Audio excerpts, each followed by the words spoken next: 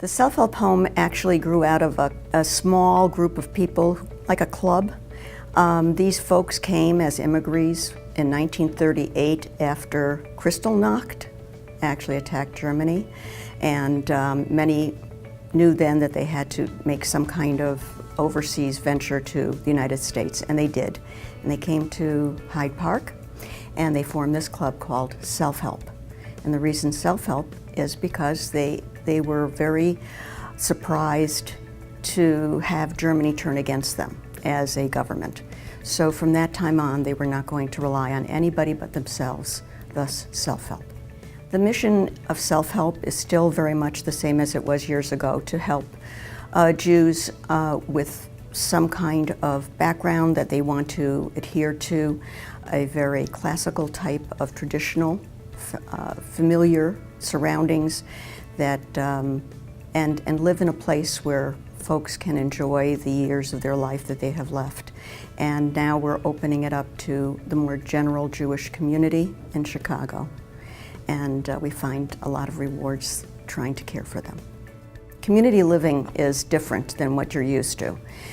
There is shared dining, there are shared activities, but most importantly, there are shared friendships, and in our community, it's actually a mission that we all share. So it's one of loving and living with Beethoven and Bach, and also with artists and book clubs and cinemas that have actually a critic that comes to the home monthly, and we critique different types of events. So it's really trying to get that across to people of what we really represent.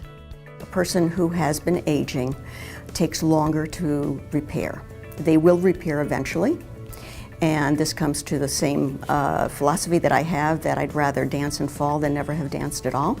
That is my personal philosophy. But they do need to rehab.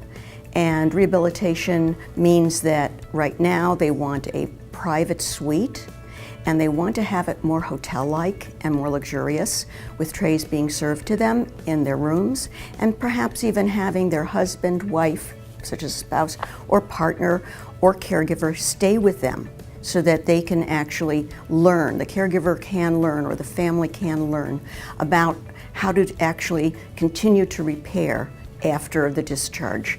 And that's what we're good at.